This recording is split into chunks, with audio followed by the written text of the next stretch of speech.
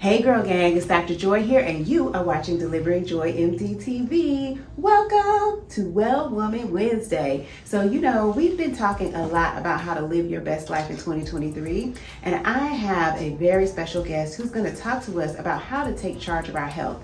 April is National Minority Health Month, so we're going to be focused on how we can help our community take back their health. Make sure you keep watching.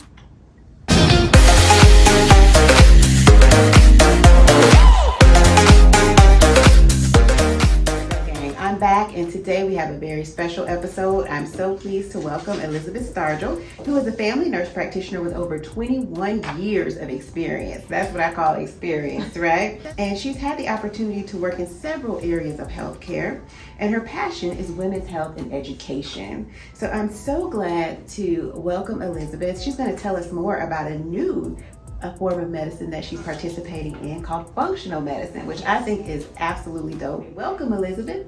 Thank you for having me, Miss Joy, or Dr. Joy. Oh, it's my pleasure. So I had a few questions for you, just for our audience, because I think it's really important that people have an opportunity to take back their health. Unfortunately, through the years, we've kind of gotten into what I like to refer to as patriarchal medicine, which is where I'm the doctor, you do what I say, and you take whatever meds I give you, and you follow whatever plan I give you. But we have found and we've learned that an educated, empowered patient actually makes the best outcome. So you knowing what's going on with you, what medicines you're taking and why are very important, because you got to be part of the plan if we're going to get this treatment done, right? Exactly. And so with it being National Minority Health Month, if you think about the health disparities we see, what are your thoughts on that? When I think about health disparities, a lot of times, especially in in our community or rural communities, and in the Black community, they don't have the access to health care, or they're not educated about health and where to get health, how to navigate the healthcare system. So that is important. And so one of the things that I like to look at health literacy is how to be the patient, learning how to be the patient. Wow, I think that's super important. I had a professor when I was in medical school talk about health literacy, and what he said was so profound. He was telling me about a study that was done, and it looked at all of these people who either had, from high school diplomas to PhDs. And even when you looked across the spectrum of levels of education, 90+% people did not understand what happened at their doctor's visit. Exactly. Either they didn't understand their diagnosis, they didn't understand their treatment plan, they weren't sure about which medications were for which conditions. So health literacy is a huge thing. What exactly would you call health literacy? How do you term it? How do you explain it to a patient? Well, like I said before, it's the process of learning how to be a patient. And so learning how to navigate the system, learning how to access care, just simple things like knowing your insurance, like what your insurance covers, where to go to get help. So those are things that we try to educate our patients on. So I guess maybe give me an example of how a patient might come in and you're able to help them just kind of like understand, like, here are the things that are happening with you, here's what you need to do. Yeah, well, that's a good question. So a lot of times I have patients come in and say they've been, they're hypertensive or they're diabetic and they're on these medications, but they have no clue why they're on the medications. Or they're coming in for the first time and we're going over their list, and they'll say, well, I just know it's a blue pill. It's blue and round. I don't know why I take it. So what I do is I take a step back and I talk with them and I help them understand their diagnosis. We talk about, okay, you have diabetes. What is that? What does that do to your body? The metformin that you're on, that's the name of the medication and what it's supposed to do. And so I just educate them on their medications. And when I get lab work, I tell them why I'm getting the lab work. So when I see patients, I'm constantly educating them throughout the visit. So I tell them exactly why I'm doing things, why it's important. So that way they feel empowered and they can make better decisions about their care. I think that's fabulous. That is really what we should be doing, is really involving the patient. I was talking to one of my students today about shared decision making. Because many times what I see, particularly in the Black community, is folks might have been prescribed a particular medication, but they're not taking it because they're not really clear on what it does or why they should be taking it. So, you know, just empowering people to know, like, this is my pill for my diabetes. I take it to help prevent me from having high blood sugar. Like those basic things, because I think a lot of times people don't, they just don't connect the dots. And that's because medicine is sort of a different language. And I catch myself all the time and my colleagues all the time speaking in a language that people don't understand. So I have to back it up and say, okay, let me explain it like this, because it can be difficult to understand. There's a big difference between saying, oh, you have uncontrolled hyperglycemia versus your diabetes is not controlled, you know, or your blood sugars are too high. That's and very sometimes different. You got to say what grandmama used to say, you got the sugar. Exactly. And I think that's one thing that's so important, especially when we're talking about communities of color and minority communities that may have been marginalized. We need to make sure we're speaking a language that people understand. So I love that. What are your top 5 tips when people are trying to learn how to navigate the healthcare system? And I guess when we talk about this, we got to think about the lens that people may not necessarily trust the healthcare system, particularly marginalized communities, because there have been, you know, horrible things done in the past with experimentation, with people mistreating folks just because of the color of their skin or where they come from or their insurance type. So how do you kind of help people feel engaged and empowered when it comes to their appointments and getting their healthcare seen about? Well, the first thing I tell people is let's change our mindset about healthcare, and let's look at healthcare as preventative instead of reactive.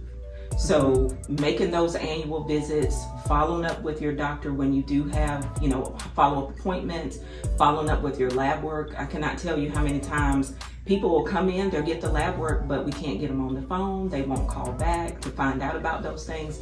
So you got to have the right mindset first. Understanding that your healthcare provider it should be a partnership with your healthcare provider, that they're there to counsel you, give you information, but you're still in control. And then also be positive. You know, medicine is not always it's rarely black and white. So be positive, because sometimes we're not going to have the answer, you know, right off. We may have to go through some different things to find that answer. Second thing is being accountable. Well, that's part of the mindset, but being accountable, taking responsibility, and being honest. A lot of times people don't want to, you know, tell everything, but we need to know it all. We need to know everything, even the things that you think are embarrassing, or you're, you know, even if you were unfortunately smoking marijuana, we need to know those things, because if we're prescribing medications, that may interact with some of the medications that we're going to give you. And then another thing that I ask patients to do is bring someone to an appointment with you, especially if you're expecting, you know, difficult news or bad news. Bring somebody with you so they can take notes for you. They can ask questions that maybe you're not thinking about, and they can take notes during your visit for you. And then another thing to empower yourself is prepare for your appointments. Write your questions down. You know where you're going for the appointment. Bring your logs. If you have diabetes, write your blood sugars down, write your blood pressures down, so your doctor knows how things have been trending.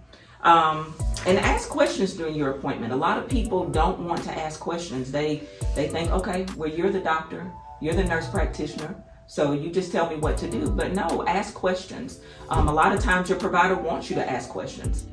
And sometimes asking those questions will help lead us into the answer for you. And then be an advocate for yourself. Speak up. If you don't like what's being said or what's being prescribed to you, or you have, you know, further questions, speak up. Don't be afraid to do that. Even though we may have the medical degree, but we're not the expert of you. You know your body more than anybody else. And then finally, just find a healthcare provider that you can partner with, someone that you can trust, someone that's going to sit down with you, spend more than 5 minutes with you, and that's going to be truly invested in your healthcare, and not someone that's just going to say, here's a prescription, see you in 6 months.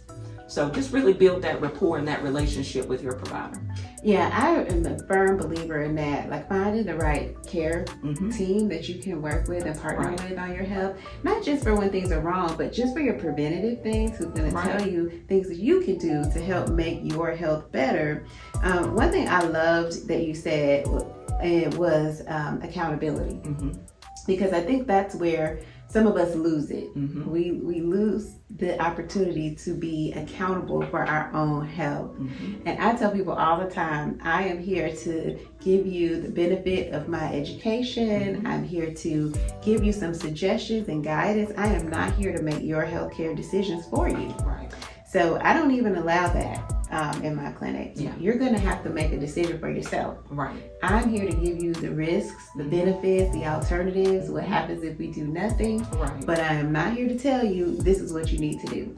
You know, I can tell you what I would do if I were in your shoes, you know, give you my advice, but I am not, you know, not your mama. I can't tell you to do things.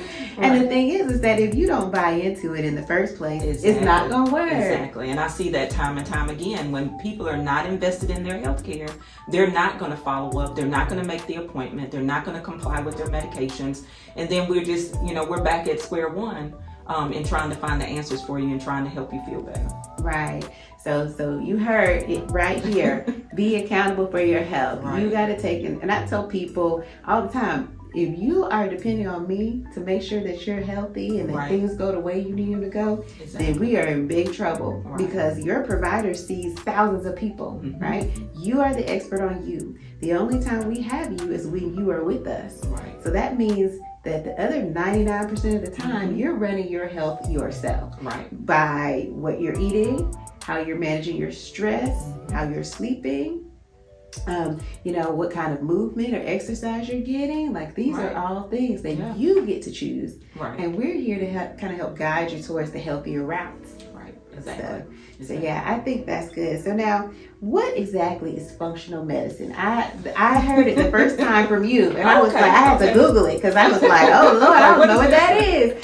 So I would love for you to explain to our audience what functional medicine is. Okay, so functional medicine is basically taking conventional medicine, what you already know, traditional medicine, and combining and integrating it with functional medicine, and taking those two concepts, looking at the science, looking at the philosophies of both, and helping you get to the root cause of why you're sick or why you're not feeling well. So basically it's taking a deep dive into your health and finding the true root cause of why you're sick. You know, a lot of people, you know, they have high blood pressure, they have diabetes, they go, you know, we look at the numbers, we diagnose the diabetes, but we don't truly know why. And a lot of people, you know, they make the excuse of, well, grandmama had it, or, you know, daddy had it, so I'm supposed to have diabetes, or I'm supposed to have hypertension. And that's not always the case. Our genes, if you look at, you know, to use an analogy, which I like to do a lot to help my patients understand, but if you use the analogy of, say, a gun, okay, your genes are, they're the gun, but your choices and your lifestyle pulls the trigger. So a lot of times it's your choices that's causing you to be sick, and not necessarily, you know, just because grandmother had it. So functional medicine just really gets down to the root of it. It could be simple as you're not getting enough sleep, or you're stressed about something that could be, you know, cause of, you know, some condition. And so one thing that I have been learning, because, you know, I'm always very interested in Black maternal mortality, is we've been talking a lot about weathering and how being in an environment where there is systemic and institutionalized racism actually causes our blood vessels to age faster than it would in someone who is not living in those sorts of circumstances. So I find that very interesting that, you know, when we look at the blood vessels of a 50-year-old Black male versus a 50-year-old white male, that that 50-year-old Black male has blood vessels that are aged much greater than that 50-year-old white male. So I find that very interesting, and how that plays a role in hypertension, heart disease, diabetes. Because if you have abnormal blood vessels, that are there, you're always going to have some sort of vascular problem. And so, problems with kidneys function, problems with heart attacks, problems with stroke. Like if you have damaged blood vessels anywhere in your body, you're going to find problems. And so I thought that was very, very interesting. So like, let's say you have a 50-year-old man that comes in with diabetes or with high blood pressure. What would be like your original workup for that person? How would you get to the root cause? Well, basically, we're going to do a very comprehensive history, and that's where being honest about everything comes into play. So we'll look at it. We'll give you a questionnaire. You're going to fill it out. You're going to tell us everything about how you're sleeping, how you're pooping, how you're peeing, everything, and then we'll take that and we'll decide from there through a 90-minute interview as well. After we get your history and talk with you and elaborate more, then we'll see if there's any lab work we need to get, and then just go from there. Wow, that sounds really, really amazing. How did you get interested in functional medicine?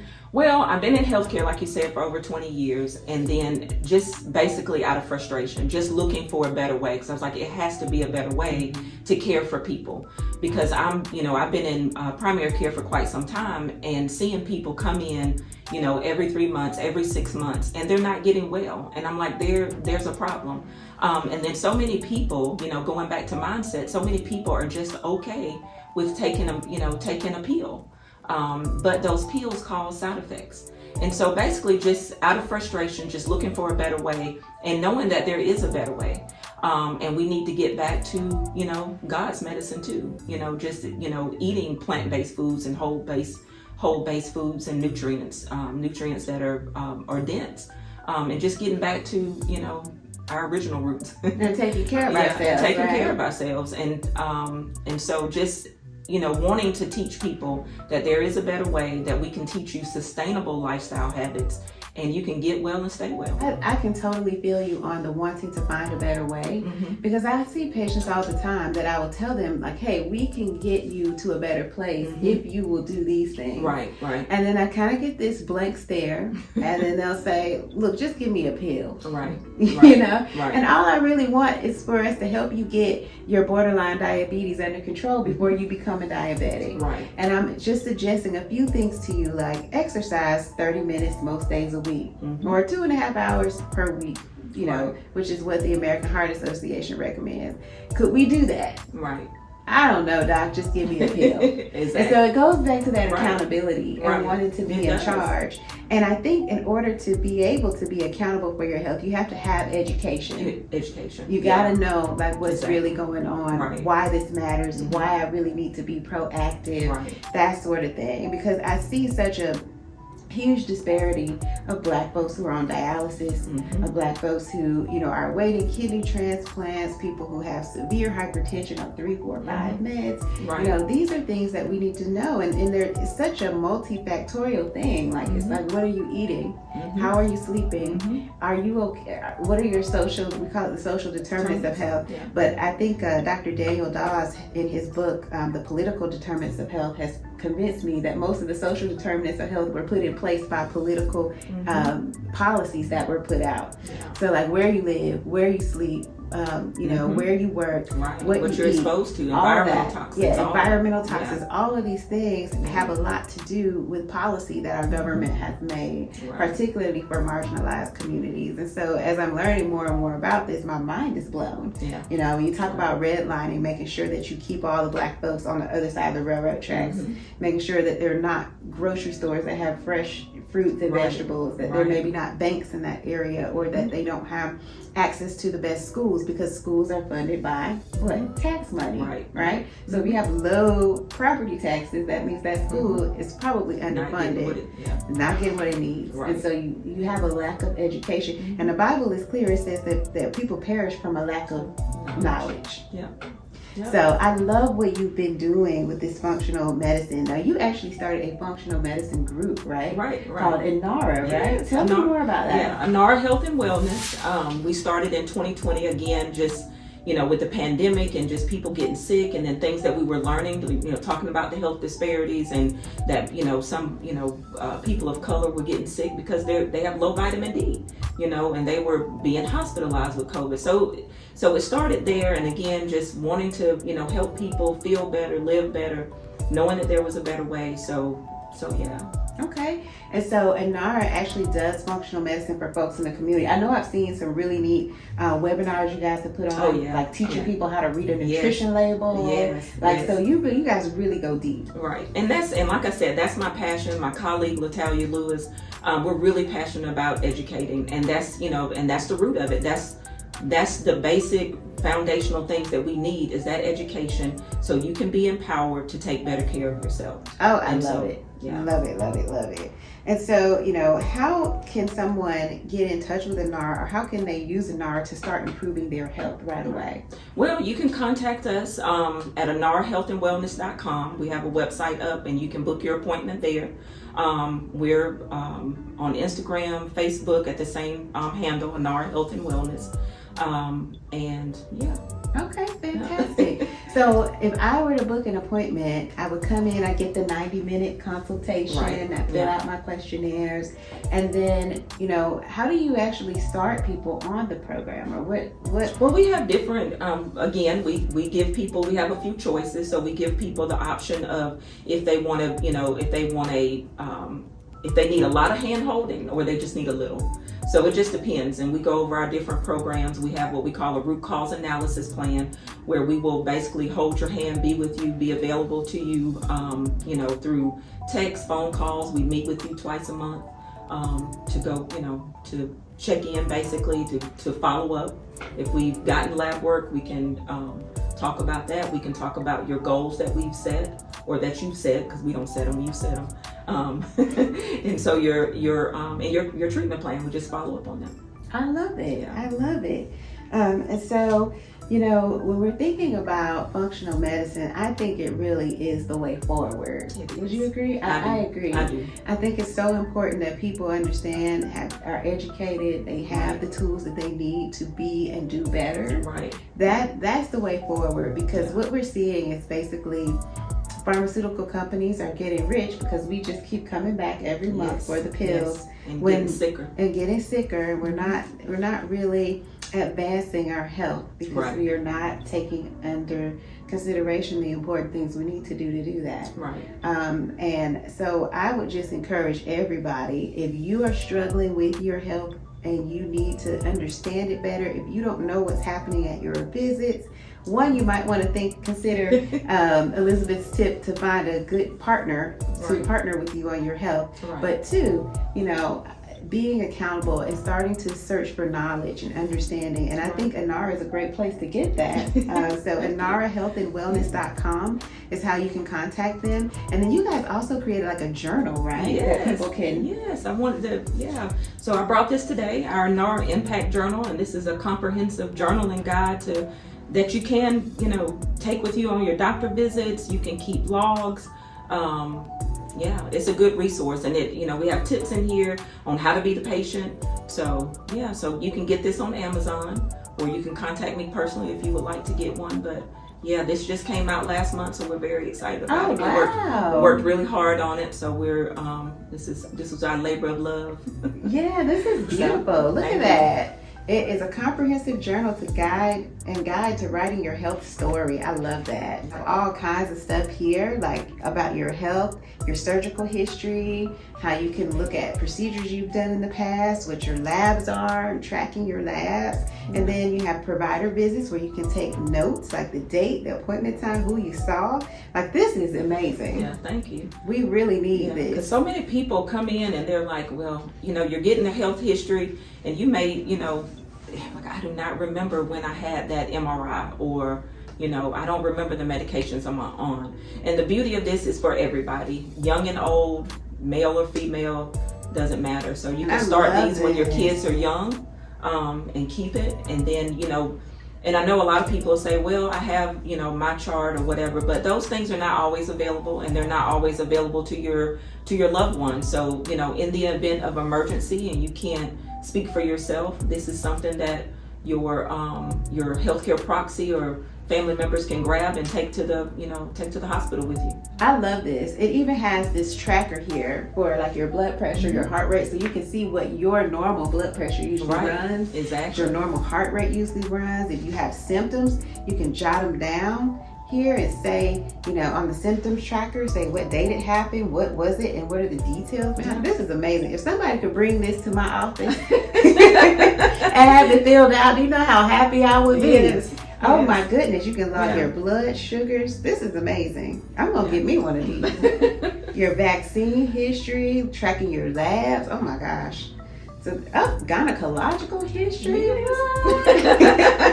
This is fantastic, Elizabeth. Thank this you. is like such a need. We really need this. So I really want everybody to go to Amazon and fill that out. And as a matter of fact, I'm gonna get one for my mom too, because oftentimes our elderly, an aging population has a hard time keeping up with all the doctors they go to, all the medicines they're on. So this is a great way to organize your health information. So I really love this. I'm definitely gonna get a few of these. I'm so grateful to you for taking time to talk to us about this today.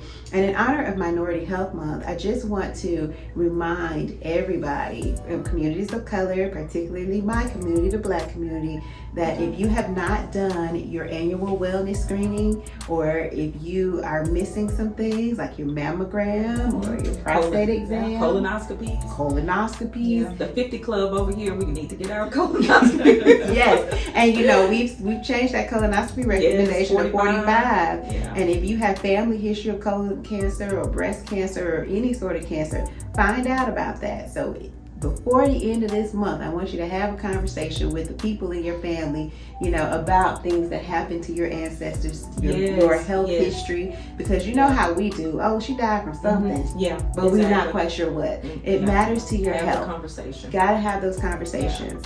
And encourage our older folks. I encourage our older folks to share those things. When people come to you and ask questions, did you have breast cancer? What was that took you out? You were gone for about 6 months and then you reappeared at the family reunion. We need to know those things, okay? So minority health has definitely suffered terribly in this country. Health disparities are at an all-time high, especially we saw that with COVID.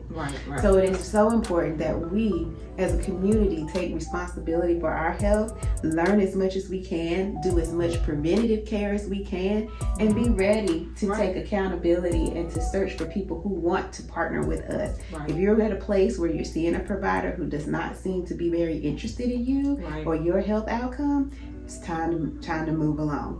So anyway, all right, girl gang, thank you so much for joining us. Make sure you check out the website in the description box for Inara Health and Wellness. And thank you so much, Elizabeth. Thank you for having me. I appreciate it. It was fun. Thank you. It was fun. All right, we'll catch you next time, girl gang. Peace.